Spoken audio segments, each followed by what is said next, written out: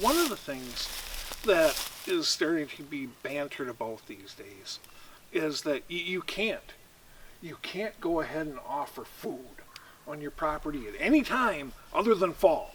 Because if you do, you're going to create a dough factory. Those doughs are going to come in there. They're going to push every buck of the place out of there. They're all going to be over at the neighbors because they don't want to have anything to do with the does and fawns. Well, you know as well as I do, that's bull. Mm-hmm. What it really is it's a marketing stunt, or the people that are saying it really don't know what they're talking about. Mm-hmm.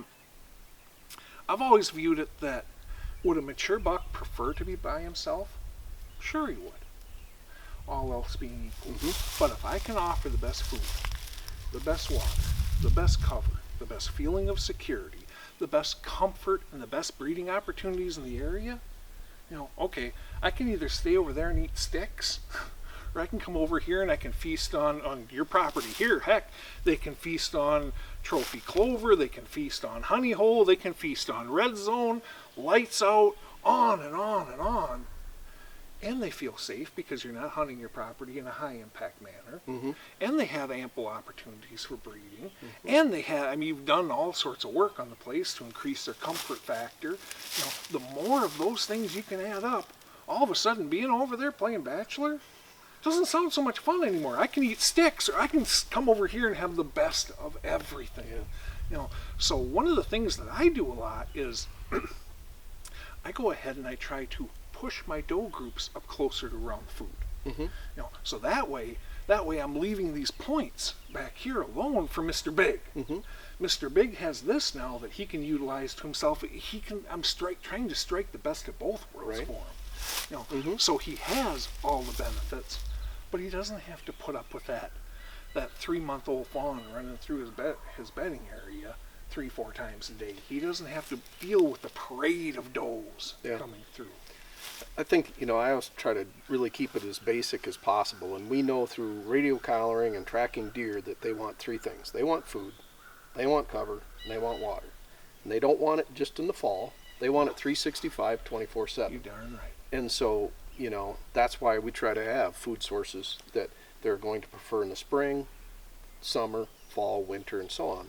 And I mentioned to you earlier that I was so excited when I and you should be at this. What I did is I sent samples of the greens from our honey hole, from our slam dunk, from our lights out, the actual greens this was actually towards the end of February. So these plants in central Wisconsin had been dead. They probably froze and stopped growing in late November, early December. Mm-hmm. So they're dead for 2 months. Yep. Took samples, sent them into an independent lab. The protein content was over 25%.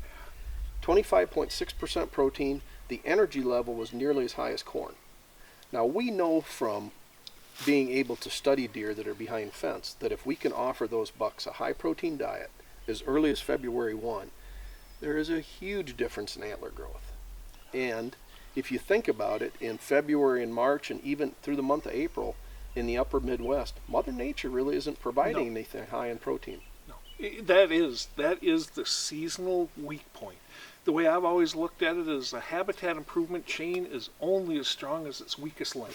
If you really, really want to grow the healthiest, biggest deer you possibly can, and you have a very limited budget to focus on producing food, produce it during that low point. Mm-hmm. And that for up here is over winter. Mm-hmm. Down south in the arid regions, it's over summer. Yeah. Those are your seasonal low points, and I'll tell you what, that blew me away when you told me those protein contents, because if you can offer a surplus of highly nutritious food during that seasonal low point, there is nothing you can do from a management standpoint that is going to result in healthier deer than that one act right there alone. Absolutely. And spring is the worst. Mm-hmm. Everybody talks about up here in the North Country. Everybody talks about the winter severity was so horrible, and that it's not a good thing. You for the health of deer, you'd like a mild winter. What really kills them is that delayed spring. Because that entire winter they've been running a negative energy balance, and they are living off of Reserves, whatever, exactly. if they have any reserves left, but they eventually run out. Whether it's their fat reserves, whether it's breaking down their muscles, heck, does and bucks for that matter are sapping their skeletal structure during for the bucks antler growth, for the does during fawn rearing. Yeah. If you can offer them that nutrition first thing, all the way over winter, and especially first thing in the spring, oh man, that makes all the difference in the world. And that is what makes, frankly, your fall, winter, spring is a killer product for that. Yeah. Because as that cereal rye or winter rye, whatever a person wants to call it, it doesn't die. Right. It just goes dormant. So as soon as that ground thaws in spring, bingo, that stuff's up there right And away. growing. And very high in protein, very high in digestible energy. And that is the critical portion, because as we were just talking, their negative energy balance, their bodies have been going like this all winter long. Now you hit that spring. I mean, they're at the point where, okay, I should be able to eat green grass and weeds and these cool season grasses and weeds. Wait a minute, they're not popping yet. That's when they get pushed over that edge. Yeah. No, it's a good point, and you're 100% correct in that. I think, as a landowner and you're trying to manage, what is your weakest length? Look at that.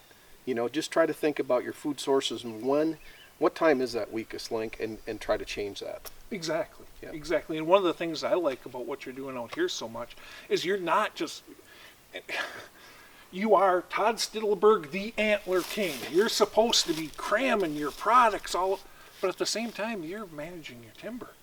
Because that timber right there, that's new buds. Yeah. And people do not place the emphasis they should on nature providing for them. What we're really doing, you want to take your game to the next level, you go ahead and you offer the best nature can, and then you supplement it with your products. Mm-hmm. With those highly nutritious, desirable food sources, you just create a marriage made in heaven there, buddy. Well, I knew that I never ever want to give a deer a reason to leave my property, so I'm always going to have more food, at least food plot food, than they can eat. Mm-hmm. I'll guarantee you that. Yep. But then I also want to try to do whatever I can in here to make them feel comfortable, to make them want to stay here, and so on. Exactly. Yeah. And for what it's worth, you're doing it right. Yeah. You are.